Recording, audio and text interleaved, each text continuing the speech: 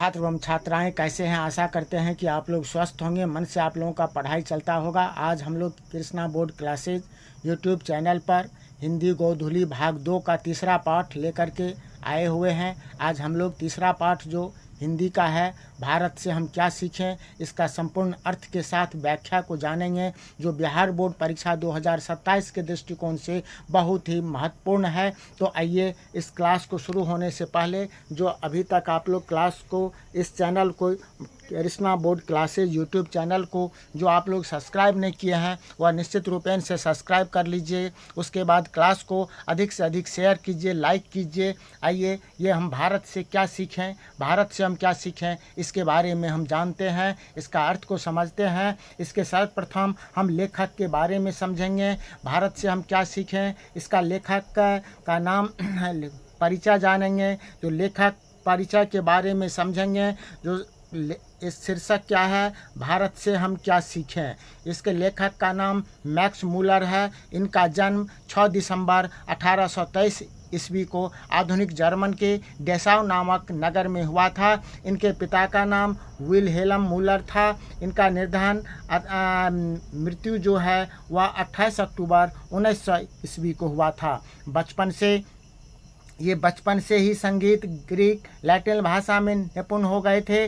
Latin में ये कविताएं भी लिखने लगे और 18 वर्ष की उम्र में ही लिपजिंग विश्वविद्यालय में ये संस्कृत का अध्ययन आरंभ कर दिया। इन्होंने मैक्स मूलर ने हितोपदेश का जर्मन भाषा में अनुवाद प्रकाशित करवाया। इसी समय मैक्स मूलर ने कठ और केन आदि उपनिषदों का जर्मन भाषा में भी अनुवाद किया। मेघदूत का जर्मन में पद्यानुवाद किया। मैक्स मूलर उन थोड़े से पश्चात विद्वानों में अग्रणी माने जाते हैं जिन्होंने वैदिक तत्व ज्ञान को मानव सभ्यता का मूल स्रोत माना। स्वामी विवेकानंद ने इसीलिए इन्हें वेदांतियों का वेदांती भी कहा है। इन्हें प्रकांड पांडित्य से प्रभावित होकर के सम्राज्ञी विक्टोरिया ने 1868 ईस्वी में इन्हें और सुबैन प्रसाद में ऋग्वेद तथा संस्कृत के साथ यूरोपियन भाषाओं की तुलना आदि विषयों पर व्याख्यान के लिए आमंत्रित किया गया था। उनके व्याख्यान भाषण सुन करके, मैक्स मूलर के भाषण को सुन करके महारानी विक्टोरिया इतना प्रभावित हुई कि नाइट की उपाधि प्रदान की। लेकिन उस नाइट की उपाधि को तुच्छ समझ करके मैक्स मूलर ने अस्वीकार कर दिया। ये मैक्स मूलर के बारे में हम लोग जाने देखें। अब हमें देखना है हम भारत से क्या सीखें, इसके बारे में कवि लेखक का क्या कहना है। लेखक का क्या कहना है, भारत से हम क्या सीखें। भारत से हम क्या सीखें एक प्रसिद्ध मैक्स मूलर का भाषण है, जिनका हिंदी में पद्यानुवाद क्या था भवानी शंकर त्रिवेदी ने। याद रखिए, भवानी शंकर त्रिवेदी ने क्या था।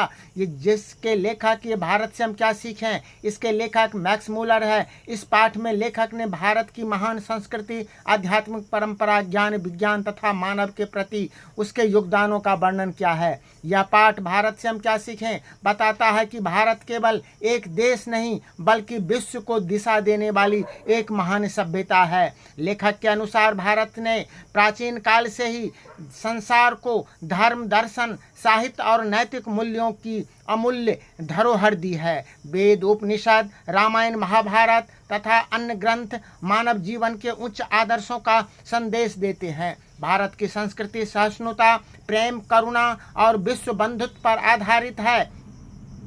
यहाँ विभिन्न धर्मों, भाषाओं और संस्कृतियों के लोग मिलजुल करके एकता के साथ रहते हैं। इसीलिए तो भारत में ये कहा जाता है क्या, जो अनेकता में एकता का देश है। अनेकता में एकता का श्रेष्ठ यहाँ उदाहरण है। मैक्स मूलर का मानना है कि सच्चे भारत के दर्शन गांव में होते हैं, जहां सरलता, आपसी प्रेम, सहयोग और मानवीय संबंधों की भावना दिखाई देती है। भारतीय जीवन दर्शन भौतिक सुखों से अधिक आत्मिक विकास और नैतिक मूल्यों को महत्व देता है। यही कारण है कि भारत की आध्यात्मिक ने विश्व के अनेक विद्वानों को प्रभावित किया है। लेखक मैक्स मूलर कहते हैं कि सर्वविध संपदा और प्राकृतिक सौंदर्य से परिपूर्ण यदि कोई देश है तो वह भारत देश है। यदि आप मुझे इस भूखंड का अवलोकन करने के लिए कहें तो मैं बताऊंगा कि वह देश कौन देश है, तो भारत देश है। भारत जहां भूतल पर ही स्वर्ग की छटा निखर रही है।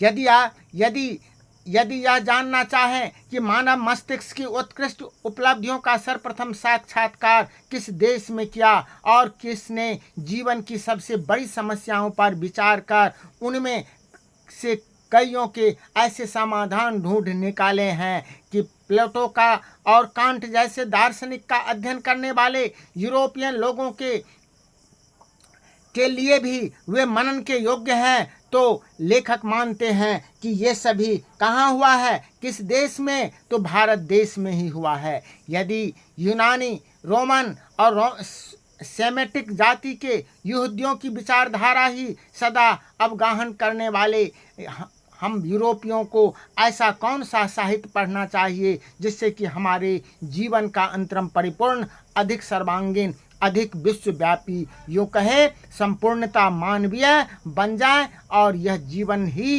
क्यों न अलग जन्म और शाश्वत जीवन भी सुधर जाए। तो फिर एक बार भारत ही ऐसा देश है, भारत में ही ऐसा ये सब सुधारते हैं। प्यारे छात्रों, एक बार क्लास को आप लोग अधिक से अधिक शेयर और लाइक कीजिएगा। यह भारत से में बहुत से ऐसे संपदा हैं यदि जो कि भारत में ही हुआ है। जो लोग आजकल भारत में घूम कर आए हैं उन लोगों को अधिकतर भारत के कलकत्ते, बम्बई, मद्रास आदि दूसरे शहरों की याद करते हैं, लेकिन सच्चे अर्थों में मैक्स मुलर का कहना है कि भारत के नागरिक ग्रामवासियों की ओर रहा है, क्योंकि सच्चे भारत का दर्शन शहरों में नहीं, महानगरों में नहीं, गांव में होता है। 2-3 हजार वर्ष पुराना ही क्यों, आज भारत की ऐसी अनेक समस्याओं से भरपूर है जिसका समाधान 19वीं सदी के हम यूरोपियन लोगों के लिए उतना ही वांछनीय है। केवल हमारे पास उस भारत को पहचान सकने वाली दृष्टि की आवश्यकता है जिससे कि हम भारत को पहचान सकें। यदि हमारी अभिरुचि, हमारी पैठ किसी विशेष क्षेत्र में है तो उसका विकास और पोषण के लिए भारत में ही पर्याप्त अवसर में मिला है। यदि उन बड़ी समस्याओं में रुचि ली भी हो जिनके बारे में हमने यहाँ के श्रेष्ठतम विचार सोच समझ करके क्या करते हैं, तो आपको अपने भारत प्रवास को ज्ञान विज्ञान के क्षेत्र में निर्वासन समझ लेने की कोई आवश्यकता नहीं। यदि आप भूविज्ञान, मैक्स मुलर कहते हैं, यदि आप भूविज्ञान में रुचि रखते हैं तो हिमालय से श्रीलंका तक विशाल भूप्रदेश आपकी प्रतीक्षा कर रहा है। यदि आप वनस्पति जगत में विचरना चाहते हैं, यदि आप वनस्पति विज्ञान से आप रुचि रखते हैं, तो भारत एक ऐसी फुलबारी है जो हरकस जैसे अनेक वनस्पति वैज्ञानिकों को अनायास अपनी ओर आकृष्ट कर लेती है। यदि फिर पुनः ये मैक्स मुलर कहते हैं, यदि आपकी रुचि जीव जंतुओं के अध्ययन में है तो आपका अध्ययन श्री हेकल की ओर अवश्य होगा, जो इन दिनों भारत के कातांतरों की छानबीन के साथ ही भारतीय समुद्र तट से मोती भी बीन रहे हैं। भारत का यह निवास काल उसके जीवन की सबसे सुनहले सपनों को साकार जैसा है। यदि आप निर्वंश विद्या में अभिरुचि रखते हैं तो भारत एक जीता जागता संग्रहालय है। यदि आप पुरातत्व प्रेमी है, यदि आपने यहाँ रहते हुए पुरातत्व के उत्खनन के द्वारा एक प्राचीन चाकू या चकमक या किसी प्राणी का कोई भाग ढूंढ निकालने के आनंद का अनुभव किया है, तो आपको जनरल कर्णिधम की भारतीय पुरातत्व सर्वेक्षण की वार्षिक रिपोर्ट पढ़ लेनी चाहिए और तब भारत के बौद्ध सम्राटों के द्वारा निर्मित जो नालंदा जैसे विश्वविद्यालय और बिहारों के ध्वंसावशेषों को खोद निकालने के लिए आपका फव्वारा आतुर हो उठेगा। पुनः ये कहते हैं, यदि आपके मन में पुराने सिक्कों के लगाव हो तो भारत भूमि में ईरानी, कैरियन, थ्रेसियन, पार्थियन, यूनानी, मैकडियन, सको रोमन और मुस्लिम शासकों के सिक्के प्रचुर परिणाम उपलब्ध होंगे। जब वारेन हेस्टिंग्स भारत का गवर्नर जनरल था तो वाराणसी के पास उसे 172 दारिस नामक सोने के सिक्कों से भरा एक घड़ा मिला। वारेन हेस्टिंग्स ने अपने मालिकों ईस्ट इंडिया कंपनी के निदेशक मंडल की सेवा में सोने के सिक्कों को यह समझकर भिजवा दिया कि एक ऐसा उपहार होगा जिसकी गणना उसके द्वारा प्रेषित सर्वोत्तम दुर्लभ वस्तुओं में की जाएगी, और इस प्रकार वह स्वयं अपने मालिकों की दृष्टि में एक महान उदार व्यक्ति प्रमाणित कर देगा। लेकिन उन दुर्लभ प्राचीन स्वर्ण मुद्राओं की यही नियति थी कि कंपनी उस निदेशक उसकी ऐतिहासिक महत्व को समझ ही नहीं सका और उन्होंने उन मुद्राओं को गला डाला। जब वारेन हेस्टिंग्स इंग्लैंड लौटा तो वे स्वर्ण मुद्राएं नष्ट हो चुकी थी। अब यह आप निर्भर करता है कि आपकी ऐसी दुर्भाग्यपूर्ण घटनाएं भविष्य में कभी न हो, क्योंकि उसका निदेशक मंडल उस स्वर्ण मुद्रा की महत्व को नहीं समझा था।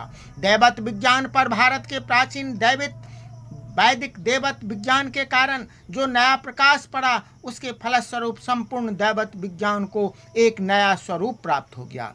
किंतु बावजूद इसके कि सच्चे दैवत विज्ञान की एक आधारशिला रखी जा चुकी है, इस विज्ञान की व्यापक रूपरेखाएं अभी निर्मित होनी है, और यह कार्य जितने सही ढंग से भारत में हो सकता है उतना और कहीं नहीं। लेखक यह भी बताते हैं कि भारत में हमें सत्य, अहिंसा, सहनशीलता, आत्मसंयम और मानव कल्याण की भावना सीखनी चाहिए। भारतीय संस्कृति सिखाती है कि मनुष्य केवल अपने लिए नहीं बल्कि समस्त मानवता के हित के लिए कार्य करे। विश्व में शांति और सद्भाव स्थापित करने के लिए भारत के आदर्श आज भी अत्यंत प्रासंगिक है।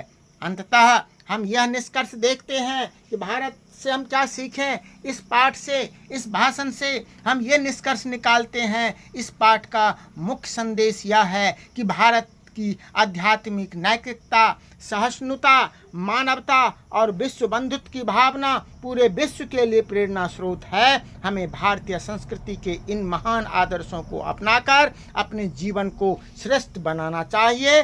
तो इस तरह से हम ये भारत से क्या सीखें, ये मैक्स मुलर के द्वारा रचित, इनको हम देखें, समझें, आप लोगों से हैं। ये इसके साथ ही आज का क्लास यहीं समाप्त होता है। नेक्स्ट क्लास में हम देखेंगे इसके वस्तुनिष्ठ प्रश्न को। तब तक के लिए आप सबों को पुनः बहुत बहुत धन्यवाद। अनिल सर का नमस्कार। क्लास को अधिक से अधिक शेयर कीजिए, लाइक कीजिए। जय हिंद।